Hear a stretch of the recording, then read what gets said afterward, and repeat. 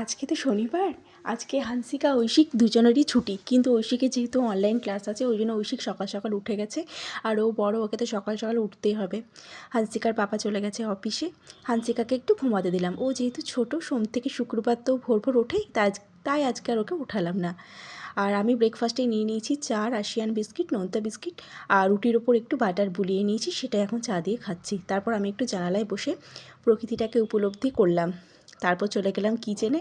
আর আজকে ইচ্ছা হলো একটু বেগুন পোড়া বানানোর। বেগুন পোড়া খেতে না হান্সিকার পাপা, দাদা, আমরা চারজনে খুব ভালোবাসি। আর এই বেগুন পোড়ার কথা বলতে গেলেই আমার ঠাকুমার কথা খুব মনে পড়ে যায়। আমার ঠাকুমা না উনুনে, যখন আমরা গ্রামের বাড়ি যেতাম, উনুনে আমাদের টমেটো বলো, আলু বলো, তারপরে তোমার এই বেগুন বলো, সব পুড়িয়ে দিত। তারপর ধনেপাতা কুচি, টমেটো কুচি, লঙ্কা কুচি, তারপরে তোমার রসুন কুচি, সব কুচিয়ে একসঙ্গে ভেজে কী যে স্বাদ ছিল, কী বলবো, সর্ষের তেলটা দিত তো, যার ফলে আরও সুন্দর লাগতো।